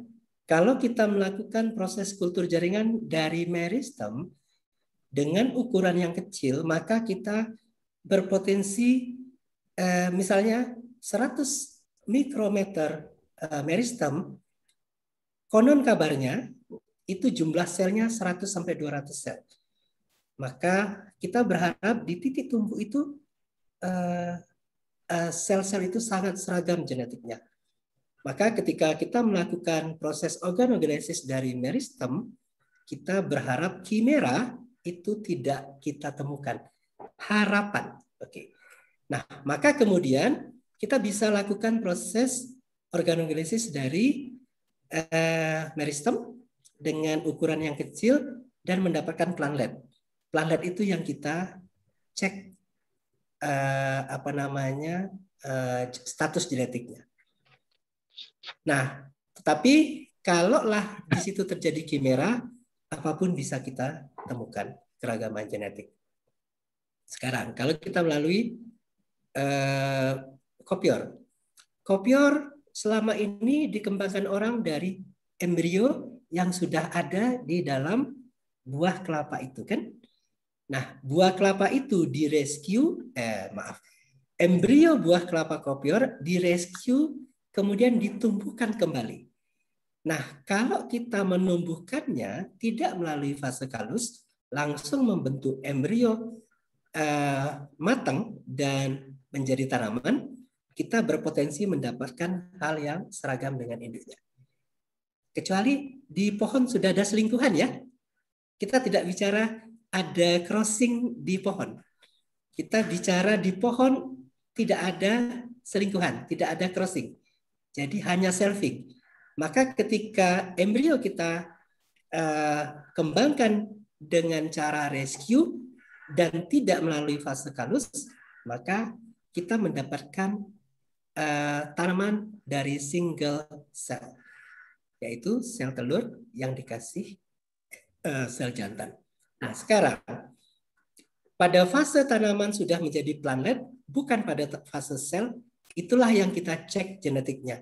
Kalau kita cek pada fase sel kalus dengan kuantiti misalnya 50 mg, itu sudah ribuan sel. Artinya sudah ribuan keragaman yang mungkin terjadi karena fase sel sangat rentan terjadi variasi somaklonal. Saya kira tahapan terpenting dalam mengevaluasi keragaman genetik adalah fase plantlet. Oke, bisa dipahami, bisa didengar dengan baik. Terima kasih Pak Dita. Sampai jumpa. Baik Pak Dita, ini ada pertanyaan dari chat Zoom. Ya. Dari Nurul Fadilah, mahasiswi Faperta UNED. Yang bersangkutan bertanya, bagaimana cara menentukan konsentrasi hormon auksin dan sitokinin untuk perbanyakan bibit? Kemudian pertanyaan kedua, dari jenis ZPT itu, auksin dan sitokinin, mana yang lebih ditingkatkan konsentrasinya untuk bibit tanaman? Oke. Zat pengatur tumbuh sangat mempengaruhi pertumbuhan sel, jaringan, atau organ. Rasio sitokinin dan auksin akan menentukan kemana tumbuh terjadi. Misalnya, sitokinin banyak, maka akan terbentuk tunas. Sitokinin rendah, auksin tinggi, akan terbentuk sel yang lebih banyak. Nah, sekarang berapa sih konsentrasinya? Setiap tanaman memiliki kehendak konsentrasi itu berdasarkan sejarah hidupnya. Sebagai contoh, ada tanaman ketika kita ambil level 0,5 BAP itu sudah ekspres bagus. Mengapa? Pemberian 0,5 itu sudah mampu meningkatkan konsentrasi kritikal di dalam sel. Di setiap sel itu ada konsentrasi kritikal ZPT, hormon maksud saya. Ketika hormon itu di bawah batas kritikalnya, dia tidak mampu berekspresi. Ketika kita kasih eksogenus ZPT tambahan, maka konsentrasinya meningkat di atas titik kritisnya. Ketika dia sampai di atas titik kritisnya, dia akan ekspres. Nah, maka ketika kita memiliki tanaman yang ternutrisional dengan baik di pohon induknya, di nursery atau di lapangannya terpelihara dengan baik, mungkin konsentrasi saat terpelihara itu kita butuhkan tambahan BAP atau auksin itu hanya 0,5. Tapi ketika dia tidak terpelihara, mungkin kita butuhkan 1 mg per liter. Nah, maka di dalam proses kultur jaringan, biasanya untuk menemukan konsentrasi yang benar, kita membuat range dari 0 sampai 5 misalnya kan. Atau dari 0 sampai 4, dari 0 sampai 3. Nah, hal pertama yang harus peneliti atau mahasiswa lakukan adalah survei literatur terkait tanaman itu sebanyak-banyaknya. Bisa 1000 bagus, bisa 500 bagus. Asal jangan 1. Karena banyak penipuan di publikasi ilmiah. Maksud saya adalah ketika tanaman itu komersial, orang tidak akan menjelaskan secara detail. Nah, maka ketika kita menemukan di dalam literatur tanaman A itu memerlukan BAP untuk membentuk tunas dari kisaran 0 sampai 3. Ya udah, kita cari 0 sampai 3. Maka kita kemudian buat dosis 0,25, 0,5, atau kita buat dosis 0, 1, 2, 3. Ketika kita dapat dosis yang optimum di 1,5, kita turunkan menjadi 1,25, 1, atau 1,75. Saya kira itu jawaban. Baik, terima kasih Pak Dita. Bapak Ibu, kita masih ada waktu sekitar 5-10 menit lagi. Mungkin ada 1 atau 2 pertanyaan, silahkan. Bisa langsung bertanya melalui raise hand. Bu Afri Masari, ada?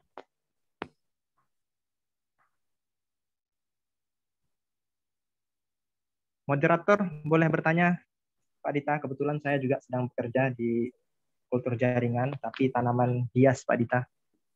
Bunga bangkai dengan kantong semar. Pelajarannya kejam. Begini Oke, Pak Dita, gimana? dari penjelasan Pak Dita tadi, itu kan stroberi untuk perbanyakan bibit Pak Dita ya. Ya. Cuma kami belum dengar itu apa yang telah dilakukan, yang sedang dilakukan, dan apa yang akan dilakukan oleh Pak Dita untuk perbaikan genetik stroberi yang berkaitan dengan integrasi kultur in vitro dengan pemulihan tanaman. Apakah sudah ada dilakukan? Mungkin stroberi tahan suhu tinggi mungkin seperti itu. Baik, kami tanpa budget melakukan proses radiasi sinar gamma untuk stroberi, melakukan riset merubah ploidy level stroberi dengan colchicine. Dua hal itu perform baik, sekarang sedang berlangsung. Mudah-mudahan suatu saat kita bisa memunculkan mutan-mutan baru untuk stroberi. Nah, kami pernah melakukan proses tim kami pernah melakukan proses persilangan. Teman-teman melakukan silangan, kita uji di lapangan, kita lihat potensi in vitronya, keragamannya sangat tinggi. Kadang-kadang kita tidak menghendaki yang kita mau, tapi pengalaman kami dari 2003 melakukan induksi mutasi menggunakan sinar gamma, target-target bisa kita lebih capai menggunakan sinar gamma yang lebih terukur.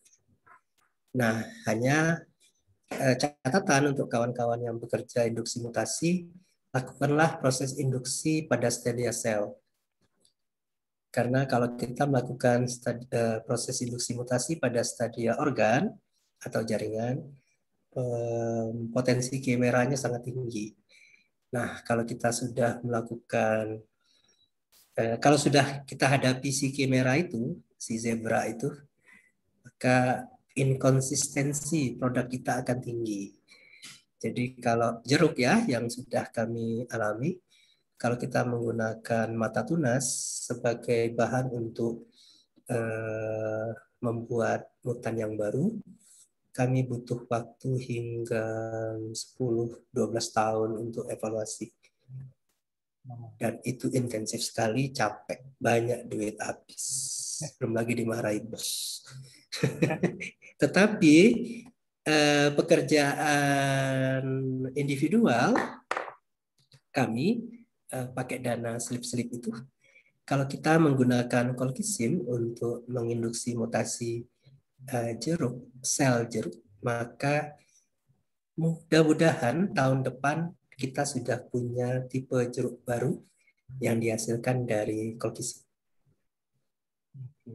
Kita sudah di ujung kalau jeruk, kalau stroberi kami masih berproses. Sekarang mahasiswa masih kerja, kami pun masih harus ke lapangan. Jadi mudah-mudahan tahun depan kita bisa bercerita tentang hasil stroberi dari mutagenesis. Oke, kalau tanaman lain, saya kerja agak luas, terutama di rumah. Kami bekerja berbagai jenis pisang,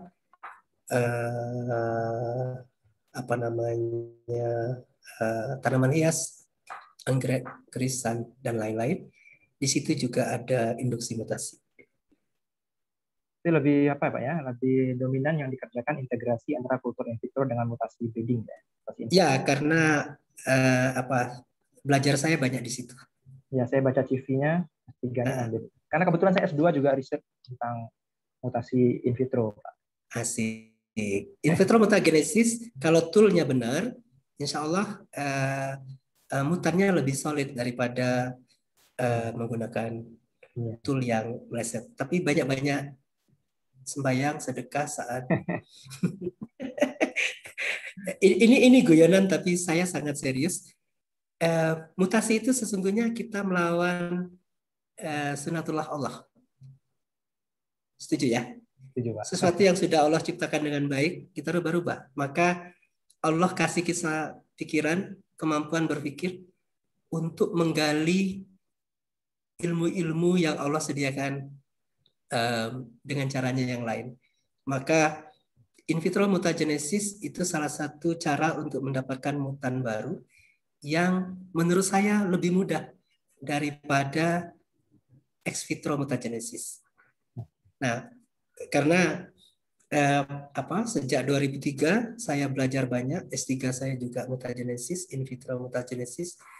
Jadi kesimpulan saya itu, kita melawan sunatullah, kita melawan Allah pada kasus itu, tetapi pada proses yang sangat baik Allah suruh itu kita berpikir. Nah, maka integrasi sains itu akan sangat membantu kita menemukan metode yang tepat dan hasil yang benar. Kami bekerja mencari jeruk sidrus dan kami memperoleh juga jeruk dan kandungan metabolit yang lebih baik. Nah, sekarang kita mencari peruntungan di stroberi. Baik, Pak Dita. Satu pertanyaan terakhir, Pak Dita, dari Pak Yusri Usman. Silahkan, Pak Yusri, pertanyaan terakhir sebelum kita tutup diskusi kita sore ini. Silahkan, Pak Yusri.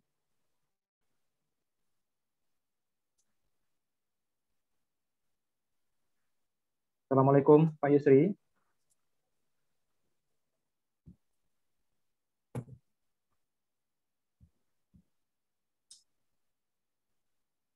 Halo. Baik, Pak Yusrinya tidak ada respon.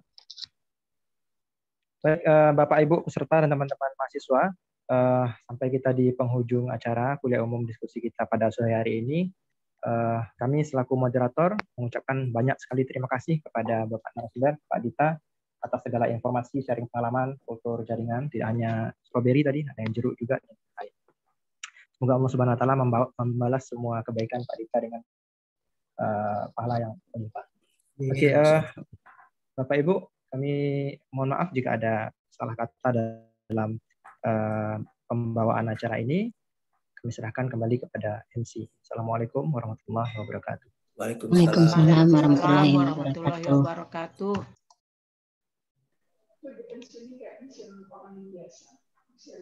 Bu Caca.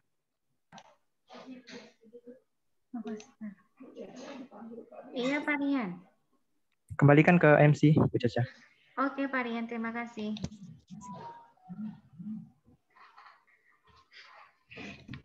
Sama deh.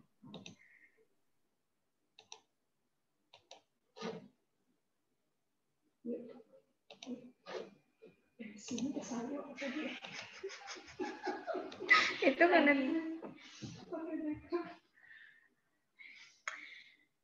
Bapak, Ibu, dan hadirin yang berbahagia, terima kasih kepada moderator dan narasumber yang telah berkenan untuk men-sharing ilmu terkait kultur jaringan tanaman stroberi kepada kita bersama. Semoga apa yang telah beliau sampaikan pada kita hari ini bisa membawa manfaat bagi ketersediaan benih bermutu dari varietas unggul secara lestari dan berkesinambungan dengan 7 kriteria tepat jenis, tepat varietas, tepat mutu, tepat jumlah, tepat waktu, tempat lokasi, dan tepat harga melalui salah satunya yaitu metode kultur jaringan. Baiklah, acara selanjutnya kami mohon kepada Ketua Program Studi Ibu Dr. Insinyur Nalwida Rozen MP untuk menyerahkan souvenir kepada narasumber sebagai ucapan terima kasih dari kami kepada Bapak Dita Agi Simanto, PhD. Kepada Ibu, disilahkan. Mohon kepada host untuk menampilkan sertifikat. Baik, terima kasih banyak Bu Caca. Pak Dita, kami selaku Ketua Prodi dalam hal ini mengucapkan terima kasih banyak atas ilmu yang sangat bermanfaat ini yang telah Pak Dita berikan kepada kami, yang selama ini mungkin kita tidak semuanya dapat ilmu yang sedetail ini ya, walaupun di perkuliahan.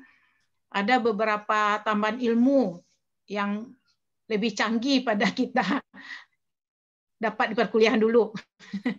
Mudah-mudahan ilmunya yang kita dapatkan sekarang bisa kita manfaatkan, dan mahasiswaku semua, ilmu yang Anda dapatkan tadi mudah-mudahan bermanfaat bagi Anda juga, dan tentunya nanti mungkin bisa juga keluar di ujian ya. Nah, makanya diancam ini. Mumpung belum ujian, makanya disuruh mahasiswanya menimba ilmu dari Pak Dita sebagai narasumber yang sangat banyak sekali yang di luar mata kuliah, di luar yang diberikan oleh dosennya, mungkin ada tambahannya. Jadi itulah ilmu-ilmu yang tidak dapat kita selama ini di kampus, mungkin juga karena labornya kurang memungkinkan untuk praktikum, apalagi sekarang pandemi COVID ya, tidak ada mahasiswa praktikum di labor. Untuk itu dengan alat-alat tadi di labor Pak Dita yang canggih itu, mahasiswaku bisa melihatnya, paling tidak melihatnya saja dulu, ya. Bioreaktor itu kita tidak punya, paling tidak tadi kita sudah melihat. Untuk itu sekali lagi Pak Dita terima kasih. Mudah-mudahan Allah Subhanahu wa taala membalasnya dengan berlipat ganda. Amin. Hanya sertifikat yang bisa kami berikan ke Pak Dita. Semoga ini bermanfaat bagi Pak Dita tentunya, dan ucapan terima kasih Destro kepada pimpinan Balai. Semoga kerjasama ini berlanjut hendaknya ke depan. Tadi sudah dibuka oleh Pak Beni Satria selaku Ketua Jurusan. Apalagi ada Pak Indra Dwipa selaku dekan, mudah-mudahan kita bisa berkolaborasi sehingga tidak hanya labor kultur di UNAN saja yang maju, tapi semuanya kita di peneliti ataupun di perguruan tinggi ini bisa maju ke depan hendaknya. Amin amin ya rabbal alamin. Terimalah Pak Dita sertifikat ini, hanya sedikit tapi mudah-mudahan bermanfaat. Terima kasih. Saniru digunuangkan, satitiak dilawikan. Oh itu? Ya. Pepatah orang Minang. Saya tahu artinya, tapi tidak tahu maknanya. Jadi terima kasih sekali lagi. Sama-sama. Terima kasih juga ya kepada peserta semuanya, banyak di luar UNAN. Jadi kepada mahasiswaku semuanya, kepada dosen-dosen di Fakultas Pertanian UNAN, juga di luar Fakultas Pertanian, juga kepada bapak-bapak dan ibu-ibu, serta mahasiswa dari Universitas Malikul Saleh, Rejang Lebong, Bengkulu, Universitas Bengkulu, UNRAM, Universitas Jember, UNES, Tamsis, Untirta, Unila, Universitas Muhammadiyah Sumbar, Universitas Papua, dan PT Sinar Samudra Agung Teknologi, serta yang lainnya yang tidak bisa saya sebutkan satu persatu. Saya sangat apresiasi sekali. Saya kira tadi hanya mahasiswa kita saja, rupanya banyak dari luar. Alhamdulillahirrahmanirrahim. Terima kasih Pak Prasetyo. Terima kasih sekali lagi. Pak Dita ini teman saya waktu S2, sama Pak Putra tadi juga. Ada lagi nih Bu Prima Novia. Uni. Jadi rasanya saya kuliah lagi begitu. Merasakan saya sedang kuliah lagi. Terima kasih. Mohon maaf. Seandainya dalam acara ini ada kekurangan kami, mohon maaf sebesar-besarnya. Saya juga kalau dalam penyampaian ada pemilihan kata yang tidak tepat, saya minta maaf. Takut saya ada guru saya di situ, Pak Pras. Kalau saya salah omong, nanti ke Bengkulu disemprot saya. Enggak apa-apa. Bagus. Ya, Baiklah, terima kasih kepada Ibu Nawida Rozen. Kemudian kami juga mengucapkan terima kasih kepada Bapak Dita Agisimanto selaku narasumber kita hari ini. Baiklah, Bapak Ibu mahasiswa-mahasiswi yang kami banggakan, akhirnya sampailah kita ke penghujung acara kuliah umum pada hari ini. Kami ucapkan terima kasih atas kehadiran dan partisipasi dari Bapak dan Ibu serta mahasiswa-mahasiswi yang hadir pada hari ini. Atas nama seluruh panitia penyelenggara, kami memohon maaf bila ada kata-kata atau tindakan kami yang kurang berkenan. Wabillahi taufik wal hidayah. Assalamualaikum warahmatullahi wabarakatuh. Waalaikumsalam warahmatullahi wabarakatuh. Saya Liv ya. Ya, terima kasih panitia yang telah mengangkat acara ini. Terima kasih banyak. Assalamualaikum. Waalaikumsalam. Pak Dita, mohon nanti dikirim ininya PPT-nya. Banyak baik. yang minta tadi. Baik. Ya, Terima kasih. Izin live Bu Uni. Iya, belum difoto ya. Pak Rahmat, tolong difoto. Belum lupa.